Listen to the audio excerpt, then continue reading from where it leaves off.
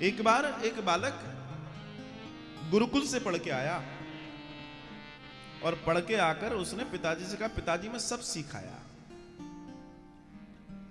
आप मुझे आशीर्वाद दीजिए। पिता भी ज्ञानी थे, पिता ने बड़े प्रेम से कहा, बेटा तू सब सिखाया? बोला हाँ। बोला फिर ये बता कि जो मैं प्रश्न पूछूंगा अगर उसका उत्तर तूने दे दिया तो मान जाऊंगा तू ज्ञानी है। बोला आप मुझसे क्या पूछना चाहते हैं?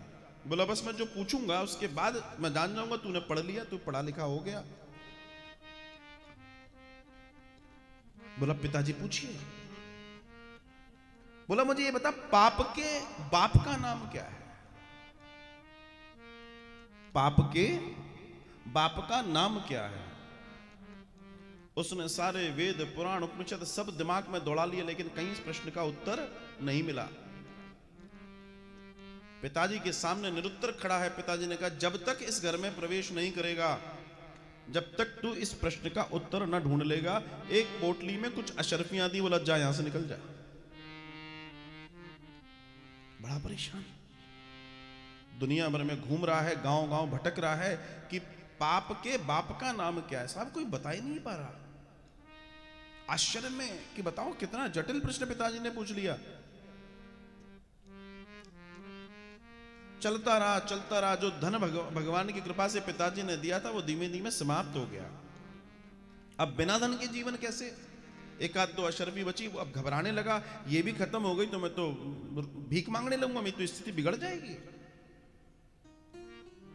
एक ग्राम से गुजर रहा था और गांव से गुजरते गुजरते एक नगर में प्रवेश करने लगा। नगर के बाहर एक घर था, बड़ा सुंदर। भूख लगी थी, सांझ का समय था। बोला यहां प्रसादी मिल जाएगी। इतने में उसने उस घर के बाहर खड़े होकर कोई है करके बोला। उस घर के दरवाजे पर एक सुंदरी प्रकट हुई। बड़ा सौंदर्य था उसमें, बड़ा तेज था, बड़ा सौंदर्य बना रखा था उसने प्रणाम किया। बटुक आप मुझे सेवा बताएं, आप कौन हैं? बोला देवी मैं एक ब्राह्मण हूं, मैं भ्रमण पे निकला हूं, मैं कुछ जानने निकला हूं और मुझे भूख लगी है, मुझे भोजन चाहिए, मुझे प्रसादी चाहिए। अब देखिए कितनी सुंदर कथा है ये। जब उस स्त्री ने सुना तो स्त्री सोचने लगी, देखो भाई मैं तो वैश्या हूं, व्यभिचारिणी हूं, और मैंने अगर इनको खिला दिया तो इनको तो बेचारों को पाप लगेगा, मेरा भी जो नरक है वो और बढ़ जाएगा। लेकिन उसके मन में एक लालच आया। वो सोचने लगी कि अगर मैंने इन्हें पवा दिया तो पुण्य भी तो मिलेगा। लेकिन वो बड़ी विदुषी थी, बड़ी ज्ञानी थी। उसने कहा मगर मुझे सत्य बोलना चाहिए, गड़बड़ ना हो जाए। बोलती है महाराज मैं आपको भोजन नहीं करा सकती। बोला क्यों नहीं करा सकती? इसलिए भोजन नहीं करा सकती क्योंकि मैं एक व्यभिचारिणी हूं। घबरा गया ब्राह्मण बटुक, दूर हटने लगा, पलट के जाने लगा। फिर वो कहती है रुकिए, मैं आपसे एक निवेदन तो कर ही सकती हूं। आप मेरे यहां भोजन न करें, आप मुझसे सीधा तो ले ही सकते हैं, क्योंकि सीधे में दोष नहीं होता। नहीं मैं तुम्हारे हाथ का सीधा भी नहीं लूंगा। हे ब्राह्मण देवता मुझ पर कृपा कीजिए, मेरा कल्याण कीजिए। आप बहुत श्रेष्ठ हैं, मेरे पास कुछ धन है, अगर आप मुझसे सीधा लेंगे तो मैं आपको 10 अशर्फियां उसकी दक्षिणा में दूंगी। 10 अशर्फियां। बालक ने दिमाग दौड़ाया, मुझे न जाने कितनी दूर कहां कैसे कैसे कैसे कैसे चलना है, कहां मुझे अपने पाप के बाप का नाम मिलेगा, मुझे तो मालूम नहीं है। मन में विचार आया, सीधे में दोष नहीं होता और धन भी मिल रहा है, ले लेते हैं। देखो वैसे तो तुम्हारा मैं लूंगा नहीं, लेकिन तुम्हारा भाव बहुत अच्छा है, तुम्हारा भाव बड़ा पवित्र है, इसलिए मैं तुमको हां कर रहा हूं। वो मनी मन मुस्कुराई, सुंदर एक थाली सजाकर लाई, उसके बीच में उसने 10 अशर्फियां सोने की रख दी। उसने लिया, थाल रख दिया। ब्राह्मण देवता ने थाल उठाया, अपनी पोटली खोलने लगे सामग्री रखने के लिए। कहने लगी ब्राह्मण देवता, आप न जाने कितनी दूर जाएंगे, कहां जाएंगे, इतने भूखे हैं। आप चाहें तो मेरे घर के चूल्हे पर अपने हाथ से खाना बना लीजिए, नहीं तो मेरे घर के बाहर एक चूल्हा बनाकर आप ये भोजन बना लिए। खूब क्रोध करने लगे, मैं तेरे घर में खाना बनाऊंगा, तेरे घर में? तू अपने आप को समझती क्या है? मेरे सारे पुण्य, मेरे सारा धर्म बेकार करेगी। ब्राह्मण देवता मुझे क्षमा कीजिए, मुझे लगा आपको कष्ट होगा, लेकिन अगर आप ऐसा करते हैं, मेरे घर, मेरे आंगन या मेरे घर के बाहर की जमीन को, भूमि को पवित्र करते हैं, मैं आपको इसके बदले में 20 अशर्फियां दक्षिणा और दूंगी।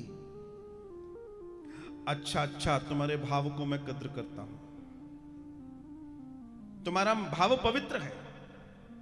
मन में 20, वो कहते हैं ना, क्या बोलते हैं आप लोग, एक लड्डू और फूटा, हाँ वही वाला, भाई लालच।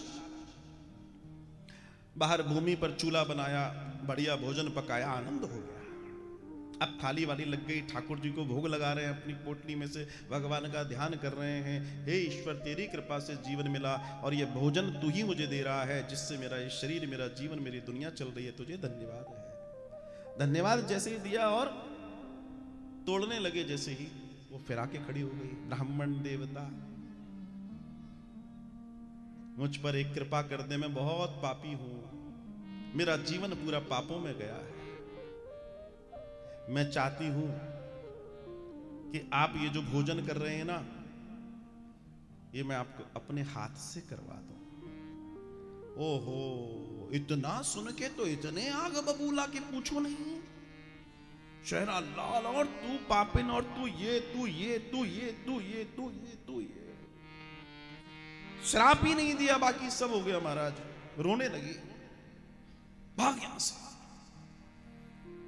ब्राह्मण देवता, मैं जानती हूं कि मैं पापनी हूं, मैं ये हूं, मैं वो हूं। मैंने आपको 30 स्वर्ण मुहरें दान में दी हैं। मैं तो चाहती थी अगर आप मेरे हाथ से एक बार भी कलेऊ कर लें, बची 70 भी आपको दे दूं। बटुक के दिमाग में आया 70 और हैं इसके पास। फिर मन में विचार आया, कौन देख रहा है, लेकिन 100 मोहरे मेरे को न जाने कितने दिनों तक सहारा देंगी और मैं पाप के बाप को ढूंढ निकालूंगा। यात्रा लंबी है। देखो, वैसे तो मैं ना करता, तुम्हारा भाव बहुत अच्छा है, और मैं सिर्फ इसी भाव से मैं तुम्हें मां मानता हूं और तुम मुझे कलेऊ कराओ। थाली सामने लगी है, सामने वो बैठे हैं ब्राह्मण देवता। अब वो बैठ गई सामने। एक शर्त है मेरी। बोला क्या? बोला शर्त यह है कि आप भोजन करेंगे आंख बंद करके, आंख नहीं खोलेंगे महाराज। क्यों? बोला बस ब्राह्मण देवता, बची कुछ 100 और बची हैं, 200 हो जाएंगी, आंख नहीं खोलना। मन में सोचा, बोला जो भी है, बाप के वो पाप के बाप को ढूंढते ढूंढते 200 मिल जाए, क्या बुराई है। अब भूख भी बहुत लगी है। बटुक ने बड़े प्रेम से आंखें बंद कर ली और उसने कहा मुंह खोलिए। और जैसे ही ब्राह्मण देवता ने मुंह खोला, गाल पे एक जोर का चमाटा पड़ा, फटाक, भनमना गए। आंखें खोली तो सामने वो एक और दिया। फिर तो क्रोधी क्रोधी, क्या कर रही है तू? और जितना जितना जितना जितना जितना जितना उसको भला बुरा बोल सकते थे, बोला जल्ला मैं श्राप देता हूं। बोला रुको जरा,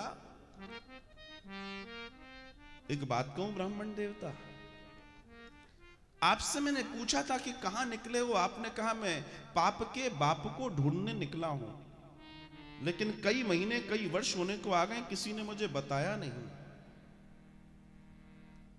ये थप्पड़ उसी प्रश्न का जवाब है। बोला मतलब? बोले पाप के बाप का नाम लोभ है। ये लोभ ने तुमसे कितने पाप करा दिए। कि मुझ जैसी अदम से दम नारी के हाथ से तुम भोजन करने को तैयार हो गए, इससे बड़ा पाप कुछ नहीं हो सकता। और ये सिर्फ धन के लोभ ने करवाया। इस दुनिया में जितने पाप होते हैं वो लोभ से होते हैं, इसलिए उस पर अपना बस होना चाहिए। जिस दिन हम लोभ से बच जाएं उस दिन पाप बंद हो जाएगा महाराज। मामला वही है और बिना उसके कुछ भी नहीं है।